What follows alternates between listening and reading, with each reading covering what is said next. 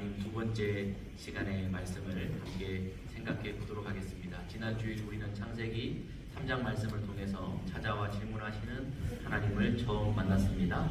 아담에게 내가 어디 있느냐 물으셨던 그 하나님께서 오늘 4장에서 내 아우 아벨이 어디 있느냐라고 질문하십니다. 오늘 이 질문을 통해서 우리에게 주시는 하나님의 마음을 우리가 알았으면 좋겠습니다. 찾아와 물으시는 하나님에 대해서 우리가 지금 계속 말씀을 생각해 보고 있는데요. 지난주에 우리가 함께 살펴봤듯이 찾아와 물으시는 하나님은 우리를 궁지에 몰아넣고 윽박지르셔서 수치심과 두려움과 죄책감에 빠지게 하시는 분이 아니시라 오히려 죄의 수치심, 죄책감에 빠져 두려워하고 있는 우리들에게 찾아오셔서 내가 너를 여전히 기대하고 있다. 내가 너에게 여전히 기회를 주겠다라고 말씀하시는 그 자비와 은혜의 하나님이심을 우리가 알아야 합니다. 성경 속에서 우리가 찾아와 질문하시는 하나님을 쭉 살펴볼 텐데 그 대전제는 우리를 향하신 하나님의 기대하심이요 기회 주심이심을 꼭 기억하시기를 주님의 이름으로 축복합니다. 오늘 이 시간에도 저와 여러분 한 사람 한 사람에게 하나님께서 찾아오셔서 성령의 음성으로 내가 너를 기대한다, 너에게 기회를 준다 말씀하시는 이 음성이 들려지는 복된 시간 될 수 있기를 주님의 이름으로 축복합니다. 아멘. 오늘 창세기 4장의 말씀, 이 말씀을 오늘과 다음 주일에 걸쳐서 두 번에 나누어서 함께 말씀을 생각해 보려고 합니다. 지난주 아담아 내가 어디 있느냐라고 물으셨던 그 이야기에서 아담과 하와는 자기 스스로를 죽이는 죄를 지었습니다. 오늘 이 본문에 나오는 가인은 자기 스스로를 죽이는 죄뿐만 아니라 거기에 더해서 인류 최초의 타인을 살인한 죄를 짓는 이 일까지 범하게 됩니다. 인류 최초의 범죄자였던 아담, 그가 스스로를 죽인 자였다면 가인은 거기에 하나를 더해 자기 스스로를 죽였을 뿐만 아니라 다른 사람을 죽이는 일을 했다는 것이지요. 오늘은 이 자기 스스로를 죽인 가인에 대해서 우리가 좀 집중해서 살펴보고 다음 주일에는 그 다음 이야기를 함께 생각해 보려고 합니다. 오늘 이 창세기 4장의 말씀은 우리가 이해하기 쉽지 않은 이야기들, 그 물음들로 연결되어 있음을 우리가 알 수 있습니다. 오늘 이 인류 최초의 타인을 살인했던 이 비극적 이야기, 이 이야기의 문제의 시작점이 어디입니까? 전쟁이 일어나서 할 수 없이 사람을 죽인 그 이야기입니까? 경제적 환란을 당해서 먹을 것이 없어서 먹고 살기 위해 어쩔 수 없이 일어난 비극적인 사건입니까? 아니면 문화가 발달하지 않아서 문화생활을 영위하지 못해서 거기에서 오는 결핍 때문에 일어난 문제입니까? 아니면 교육을 받지 못해서 교육의 부재로 인해서 일어났던 문제입니까? 아니면 환경이 오염되어져서 환경 오염 때문에 일어난 일입니까? 아니요, 아닙니다. 오늘 인류 최초의 비극적인 타인의 살인죄는 하나님과의 예배에서부터 시작되었다는 이 사실을 우리는 좀 주목해 봐야 합니다. 하나님께 드리는 제사, 곧 예배, 이 예배 드리는 문제에 있어서 오늘 인류의 가장 흑역사 중에 하나인 타인을 살인하는 죄가 일어났고 가인은 최초의 살인자가 되었던 것을 우리는 기억해야 합니다. 칼 막스 아시죠? 칼 막스, 그는 인생의 모든 문제는 경제적인 문제에 있다. 그러므로 해결책 역시 경제에 있다라고 여겼던 사람입니다. 그래서 그가 경제가 인류의 모든 문제의 출발점이요 해결점이다 그렇게 여겨서 그가 만들고 주장한 것이 공산주의인 것입니다.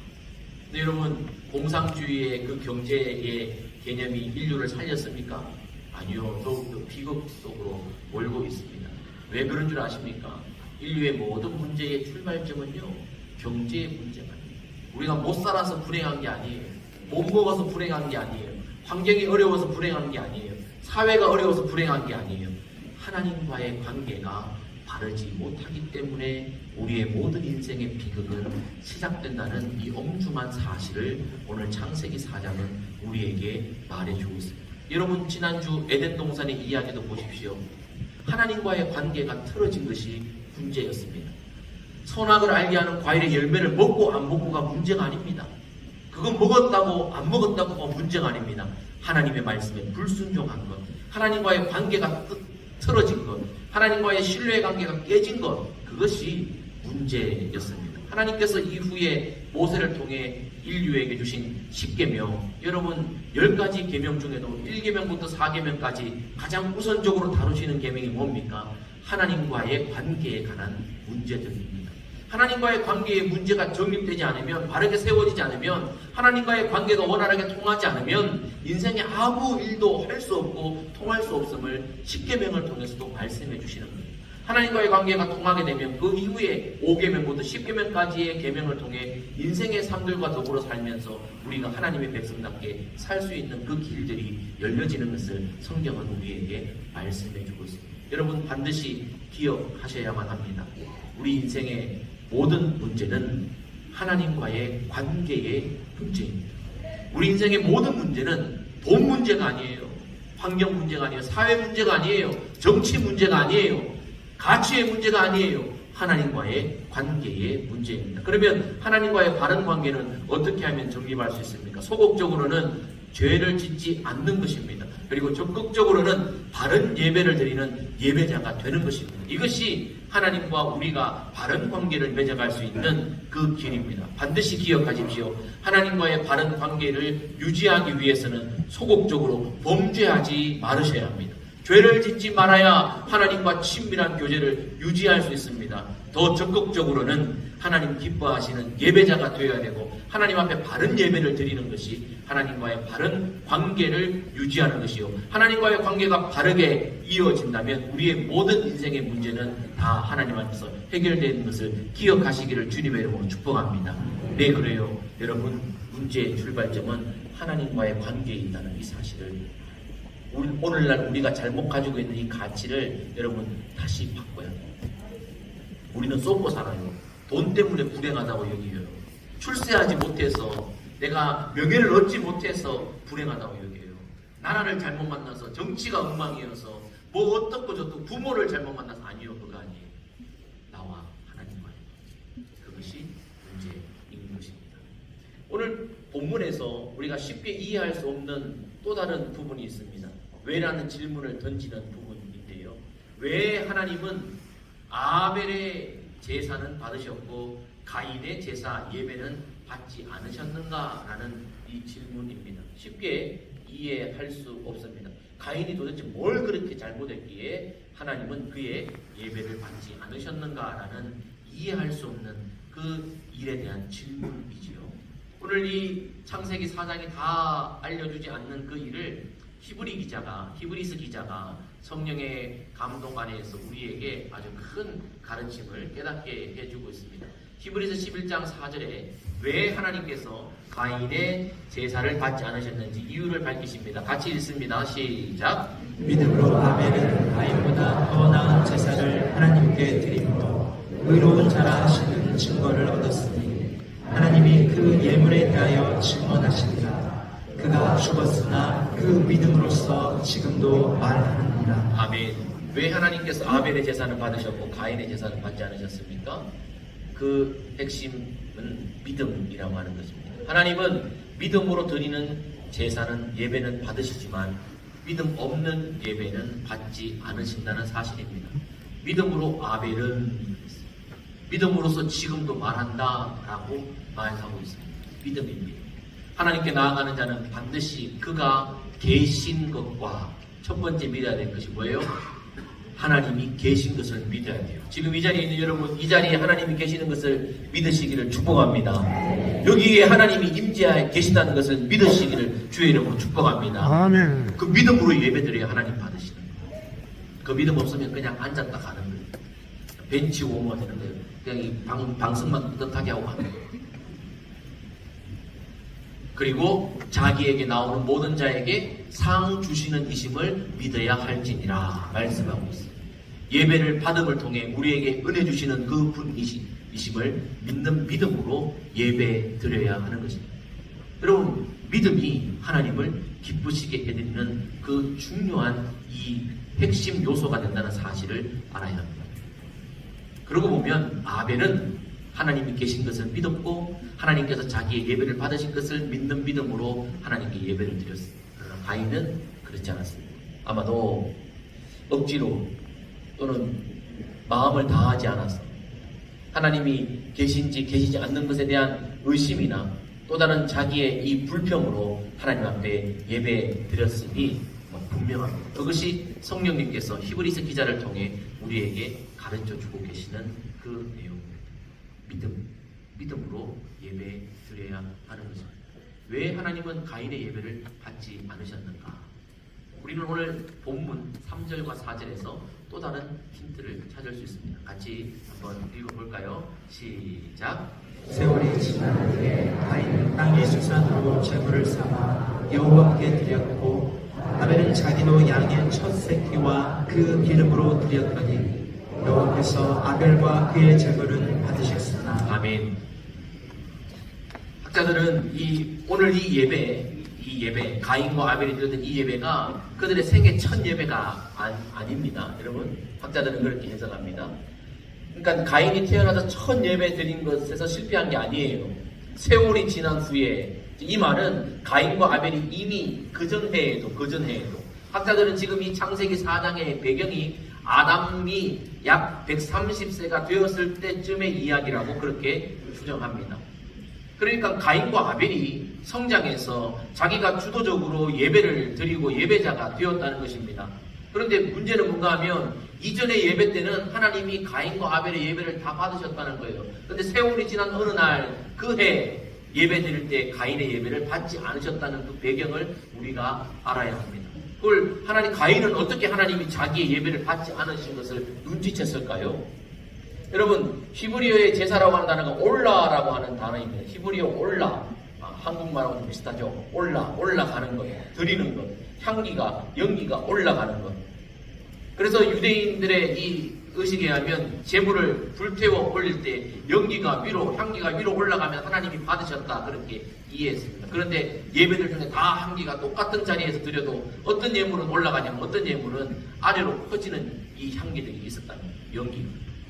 가인은 알았습니다.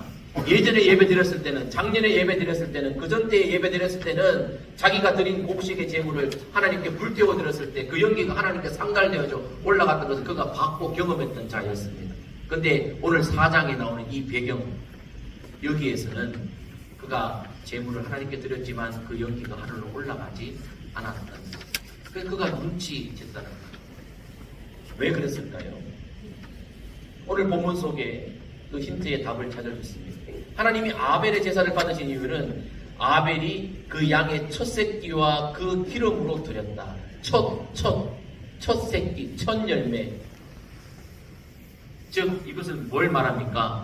구별하여 드리는 제물, 구별하여 드리는 예배, 선별된 예배를 가르쳐주고 있습니다. 아벨은 작년에도 그전해에도 예배를 드릴 때마다 늘 첫 예배, 첫 시간, 첫 마음, 첫 새끼, 첫 생명, 첫 소유, 첫 기름을 하나님 앞에 올려드리는 진정성 있는 예배를 드렸다는 거예요. 근데 첫 새끼라고 하는 이 단어와 대비되어 가인을 설명할 때 성경은 땅의 첫 소산으로라고 설명하고 있지 않으십니다. 그 말은 그냥 여러 소산 중에 남은 것 중에 하나, 일부를 드렸다고 학자들은 해석합니다. 어떤 학자는 가인을 이해하려고 가인 편에서 이렇게 해석하기도 합니다. 당시에 가인이 해마다 농사를 지었는데 그 해에는 소출이 적었다는 거예요. 예전에는 계속 소출이 좋았는데 그 해에는 소출이 적었어요. 이건 누구 탓이에요? 누구 문제예요? 농사 짓는 기술이 없기 때문이에요. 아니요, 그게 아니었다는 거예요. 가인의 해석은 하나님이 비를 넉넉하게 주지 않았고, 하나님이 햇볕을 넉넉하게 떼맞춰 주지 않았고, 하나님이 온도를 떼맞춰 주지 않았기 때문에 자기가 지금까지는 잘 곡식의 풍년이 되었는데 그 해에는 소출이 적었다는 거예요. 가인의 생각에 이 소출이 적은 것은 내 잘못이 아니라 하나님이 잘못했다. 비를 제때 주고, 태양을 제때 주시고, 바람을 좀 제때 불게 하시고, 환경을 좋게 해줬으면 되는데, 그랬으면 풍년이 났으면 나도 잘 드렸을 걸. 나도 기분이 좋아서 첫 열매 즉시 하나님께 드렸을 걸.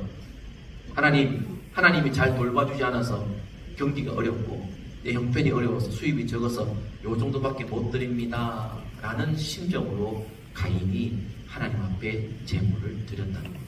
아주 일리가 있는 해석입니다. 수출이 적은 것이 하나님 탓이기 하나님께 하찮은 걸 드립니다. 여러분, 하나님은 마음껏 적음을 바라는 분이 아니심을 우리는 알아야 합니다. 첫 마음, 이게 뭐예요? 우리의 진심을 말합니다. 우리 예배 드릴 때마다 여러분, 하나님 앞에 진심으로 구별되이 드리는 마음을 드릴 수 있는 예배자들 되기를 주의 이름으로 축복합니다. 아멘. 첫 마음, 첫사랑, 그 첫 떨림을 여러분 간직해야 되는 거예요. 그 구별해서 드리는 거예요. 어떻게 오늘 제가 좀 화사합니까? 어때요? 좀 예쁘죠? 원래 잘생긴데 더 잘생겨 보이죠? 요거는 첫 전문용어로 게시했습니다. 처음 맺습니다. 왜요? 항상 모든 것의 처음은 예배 때. 신발을 사도 처음 예배 때, 예배 드리러 갈 때 신발 신고, 옷을 사도 처음 예배 드릴 때 그 옷 입고 가고, 심지어는 헤어젤을 사도 처음 바르고 예배, 쓰던 거 쓰다가 이것도 일주일 내내 해보고 싶었는데 예배 때, 이왕이면 때 예배 때. 마음이죠. 구별됨이죠. 주님 앞에 먼저 드리겠다는 내 마음이 좀 있는 거죠. 여러분이 지내다 보면 여러분 뭐 돈도 그래요. 지폐도 그래요. 쓰다 보시면은 깨끗하고 좋은 지폐 오면은 따로 빼서 이왕이면 예물 드릴 때 깨끗하고. 옛날 우리 어른들은 다 다리미질해서 예물 드리고 했어요. 구별해서 드리는, 성별해서 드리는 그 정성을 하나님은 받으시는 거죠. 왜 하나님은 아벨의 예배를 받으시고 가인의 예배를 받지 않으셨습니까? 4절, 5절 말씀에 또 다른 힌트가 우리에게 있습니다. 같이 자막 보면서 읽습니다. 시작. 여호와께서 아벨과 그의 제물은 받으셨으나 가인과 그의 제물은 받지 아니하신지라. 자, 여기 보시면 제가 두 색깔로 입혀놨습니다. 아벨과 그의 제물, 가인과 그의 제물. 지금 하나님이 제물만 받으시는 것이 아니라 제물을 드리는 자를 함께 받으신다는 것을 알 수 있습니다. 자, 그래서 제물보다 바치는 그 사람에게 하나님은 더 관심을 가지고 계신 분이시기에 아벨의 제사는 받으셨고 가인의 제사는 받지 않으셨다는 거예요. 여러분, 하나님께서 치사하게 여러분 초밥 위에 있는 생선만 걷어 먹으시고 밥은 버리시는 그런 분 아니에요. 왜 가인의 예배는 하나님께 드려지지 않았습니까? 그의 삶이, 그의 존재가 하나님께 드려지지 못할 상태였기 때문입니다. 아벨의 예배는 하나님 왜 받으셨습니까? 받음직하셨기 때문입니다. 그럼 여기서 또 질문이 생깁니다. 그럼 아벨은 진짜 흠이 없는 존재입니까? 한 번의 실수도 안 하고 계속 일주일 내내 살면서 하나님 앞에서 흠과 티가 없이 완벽하게 살았냐? 아니요, 그 얘기가 아닙니다. 상처 입고 때로는 쓰러지고 때 묻어도 그 모습 그대로 하나님 앞에 진실되게 진정성 있게 하나님 앞에 반응하는 그 삶, 그 존재를 하나님은 받으십니다. 때로는 눈물 젖은 그 심령도 있는 모습 그대로 받으시고, 웃고 행복했던 그 삶도 하나님께서 기쁨으로 받으시고, 중요한 것은 진정성, 그 존재의 진정성. 그래서 예배를 드릴 때, 예물을 드릴 때 자원해서 기쁜 마음으로 하나님 앞에 후히 드리라고 하는 건 뭡니까? 진정성을 요구하는 거예요. 진정성. 우리는 그저 거기에 시험 들어가지고 또 많이 내란다, 재산 털털 털어낸다. 아니요, 그 말이 아닙니다. 마음을 드리라는 겁니다. 우리의 존재를 하나님께 드리라는 거예요. 그 마음을 주시는 거죠. 이거 뭐 월요일에 매면 어떻고 화요일에 매면 어때요? 그러나 주일날 매는 거 뭡니까? 주를 향한 내 마음의 진정성입니다. 나는 언제나 주님께 첫 번째 뜻을 드리고 싶습니다. 여러분, 그 속에 하나님의 예배의 성공과 실패가 달려있다라고 하는 것입니다. 여러분, 하나님께서 이사야 선지자를 통해서 하신 말씀을 우리는 반드시 기억해야 합니다. 하나님께서 이사야 선지자를 통해서 1장에 이렇게 엄중히 말씀하고 계십니다. 같이 한번 또박또박 읽겠습니다. 시작. 여호와께서 말씀하시되 너희의 무수한 재물이 내게 무엇이 유익하뇨? 너희가 내 앞에 보이러 오니 이것을 누가 너희에게 요구하였느냐? 내 마당만 밟을 뿐이니라. 헛된 재물을 다시 가져오지 말라. 분양은 내가 가지니 여기는 하요. 아멘. 자, 이 말씀을 보십시오. 하나님이 분양을 싫어하신다. 그럼 예배 드리지 말란 말인가? 재물 드리지 말란 말? 아니요. 또 그렇게 해석하는 건 이단입니다. 바르게 드리라는 겁니다. 바르게 드리라는 겁니다.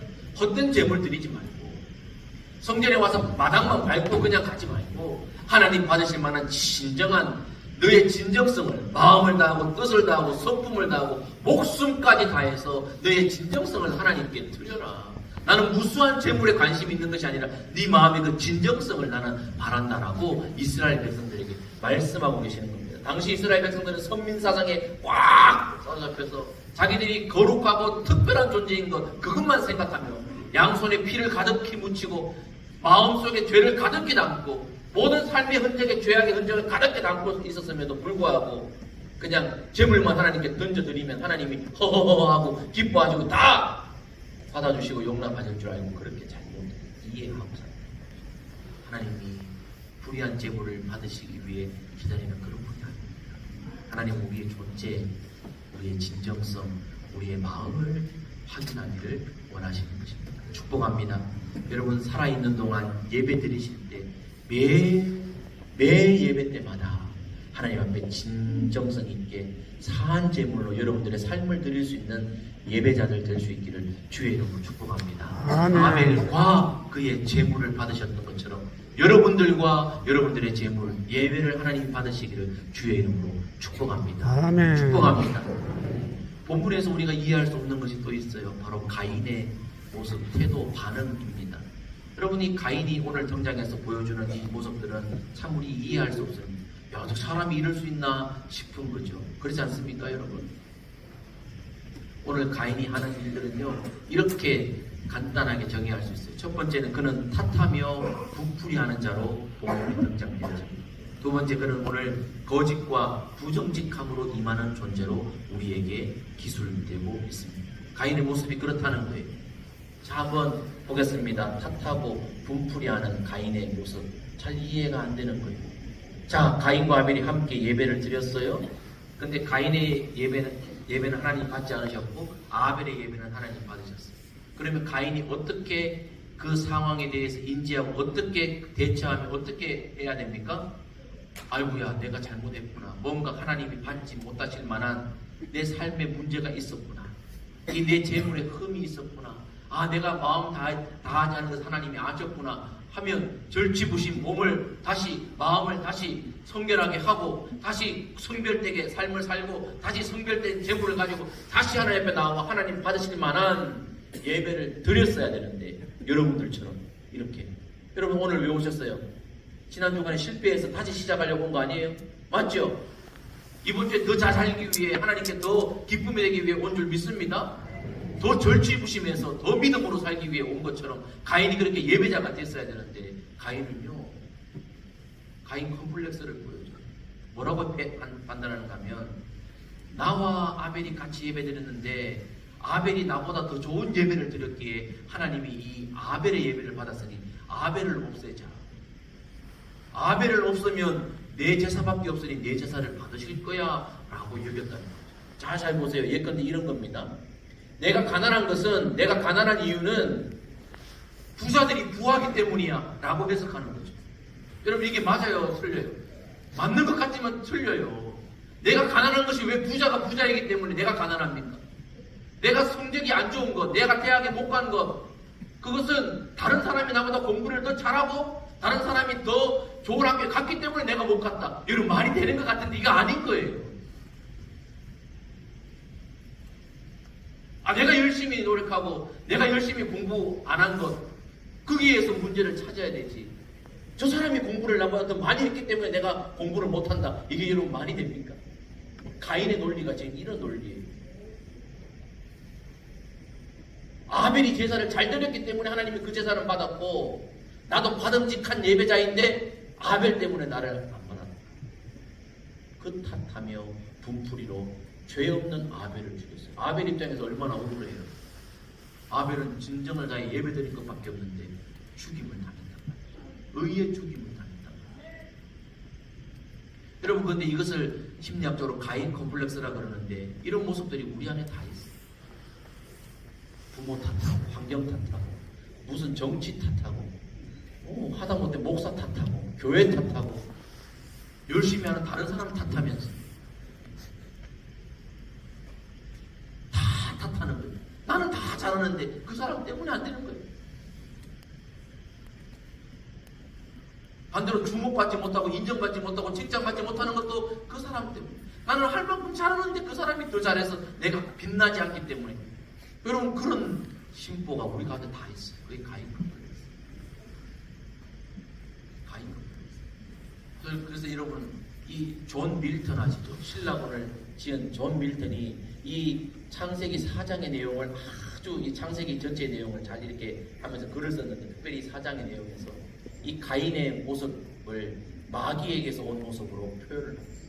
마귀, 여러분, 마귀 사탄 아시죠? 마귀 사탄도 원래 영적인 존재로 하나님과 함께 있었지만 그가 교만하여서 하나님께 추방을 받아서 내려왔습니다. 근데 그 하나님이 인간을 창조하시는 거예요. 인간을 창조하시면서 보기에 심히 좋았더라. 그만 예뻐하는 거예요. 그 마귀가 질투나는 거예요. 지가 하나님께 잘못한 죄 지은 것은 생각하지도 않고 마귀가 하는 말이 이런 말이에요. 하나님이 사람들을 많이 지으셔서 사람들을 통해 기쁨을 누리니 내가 내려가서 저 사람들을 죄 짓게 만들겠다. 나처럼.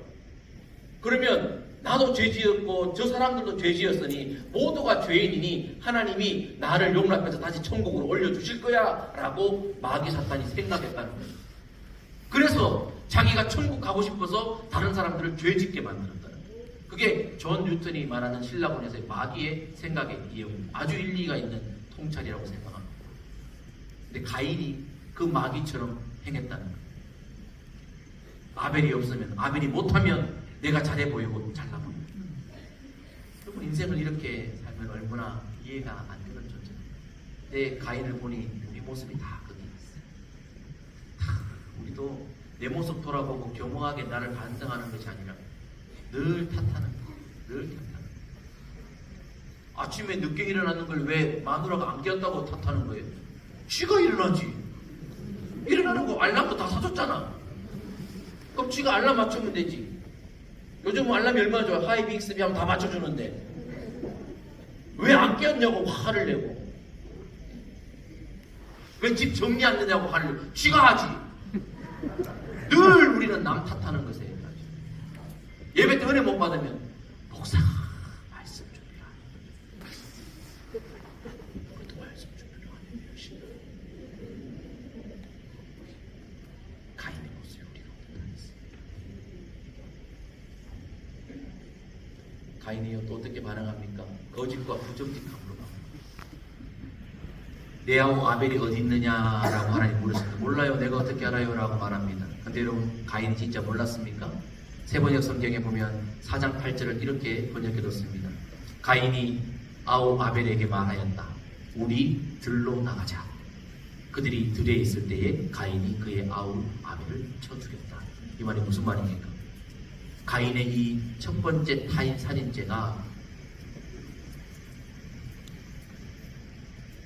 계획적인 범죄다. 우발적 범죄가 아니라 계획적 범죄요. 가중 처벌받아야 될 심각한 죄랍니다. 가인은 처음부터 죽일 요량으로 아벨에게 말했습니다. 우리 들로 나가자. 그 말을 할 때 가인의 마음이 어떻겠어요? 형의 마음이 어떻겠어요? 그때라도 돌이켰어야지. 양심의 가책으로 심장이 뛸 때, 아벨아 동생아 우리 들로 나가자라고 말할 때, 그의 심장이 뛸 때, 입이 마를 때 그때 멈췄어야지. 근데 계속해서 나가. 그래서 결국 들에서 아벨을 죽였습니다. 죄가요, 우리 마음대로 절제가 잘 안 돼요. 가인의 모습이 그것을 우리에게 알려줍니다. 그래서 아벨을 죽인 후에 하나님께서 묻습니다. 네 아우 아벨이 어디 있느냐? 그가 대답했습니다. 모릅니다. 제가 아우를 지키는 사람입니까? 라고 답했습니다. 모릅니다. 거짓했죠. 부정직하죠. 그 다음에 제가 아우를 지키는 사람입니까? 이 뜻이 뭔지 아세요? 하나님이 지키지 왜 나보고 지키라 그래요? 나 하나 지키기도 나 하나 먹고 살기도 힘든데, 나 하나 서기도 힘든데 왜 얘 보고 얘를 지키라 그래요? 왜 얘 보고 얘를 도와라 그래요? 하나님이 지키지. 하나님이 만드셨으면 하나님이 지키지. 왜 그래요? 나 농사할 때 비도 안 주고 바람도 안 주고 온도도 안 맞춰주더니 당신이 지키지 왜 내보고 지키라 그래요? 라고 지금 가인이 말하고 있는 거죠. 참 여러분 이해가 잘 안 되죠? 가인의 이 모습이 이해가 잘 안 되죠? 이 모습이 우리 모습. 미드라시에 보면 유대인들의 교훈집 미드라시에 보면 유대의 랍비들이 이 부분을 이렇게 해석합니다. 참 잘 들어보세요. 굉장히 아주 이렇게 쏙쏙 들어와요. 이 부분을 이렇게 설명해 줍니다. 어느 도둑이 있었어요. 도둑이 있어서 어떤 집을 타겟으로 삼고 그 앞에 갔어요. 도둑질하려고 갔어요. 가서 주변을 살펴봤어요. 봤더니 사람도 없고 경찰도 없는 거예요. 야, 잘됐다 싶어서 그 집에 들어가서 싹 끌어서 봤어요. 그런데 여러분 꼬리가 되면 잡히죠? 이 도둑이 잡혔어요. 경찰이 신문합니다. 너 왜 도둑질했니? 라고 할 때 도둑의 말이 과간입니다. 나는 원래 도둑입니다. 도둑이 하는 일은 훔치는 일입니다. 나는 내 할 일을 했을 뿐입니다. 나를 탓하지 마세요. 그럼 내가 경찰 당신에게 묻겠습니다. 경찰이 하는 일이 뭐요? 경찰이 하는 일은 나 같은 도둑이 도둑질 못하도록 지키든지 못하도록 방해해야 되지. 당신은 그때 뭐 했어? 내가 지금 신문 받고 벌 받을 것이 아니라 당신의 일을 제대로 하지 않은 당신 때문이니 당신이 벌을 받고 당신이 신문을 받으시오 라고 도둑님이 말씀하셨대요. 여러분 이게 굉장히 말이 되죠? 말이 되죠? 근데 이게 옳은 거예요? 도둑이 할 말이에요 이게? 나는 잘못 없다는 거예요. 경찰이 그때 막아주지 왜 안 막아줬냐고. 내가 아벨을 죽일 때 하나님 그때 말리지. 내가 아벨에게 들러나가야 할 때 그때 하나님이 말리시지. 내가 아벨을 죽이려고 할 때 하나님이 그때 무언가를 보여주시지. 왜 이제 와서 나한테 그러냐고. 당신이 창조한 당신의 생명을 당신이 지켜야지. 왜 내보고 그러냐고. 나 살기도 힘든데. 아니 우리 집 돌보기도 힘든데 무슨 가족을 돌보고 우리 교회 하기도 힘든데 무슨 다른 교회를 돌보고 우리나라 세우기도 힘든데 무슨 다른 나라를 섬기라고. 우리 모습. 하나님이 알아서 하지 왜 자꾸 우리 보고 하라고. 전도도 당신이 하시면 되지 자꾸 우리 보고 하라고 자꾸 하라고. 헌신도 당신이 하면 되지 와 자꾸 우리 보고 하라고. 가인의 모습. 저와 여러분 모습 아닙니까? 잘못했으면 잘못했다. 하나님 죄송해요. 그때 제가 감정을 다스리지 못했어요. 죄송해요. 하고 나왔으면 이야기가 달라질 것입니다. 탓하고 분풀이하고 끝까지 거짓과 부정직하고 하나님 앞에 있었습니다. 하나님 말씀이 뭡니까? 정직을 요구하시는 것입니다. 내하고 아벨이 어디 있느냐 이 질문은 핑계대라는 것이 아니라 정직함을 보여달라는 거죠. 하나님은 의로우신 분이기에 의롭고 정직함을 기뻐하십니다. 시편 15편 말씀에 보면 주의 장막에 거할 자 누구며 주의 성산에 머무를 자 누구냐. 정직하게 행하며 공의를 실천하며 그 마음에 진실을 말하며. 여러분 정직하고 진실한 자가 하늘나라에서 하나님과 함께 거할 수 있는 자입니다. 부자나 똑똑한 사람이 아니에요. 정직한 사람, 진실한 사람이 하나님의 집에서 함께 먹고 마실 수 있는 사람입니다.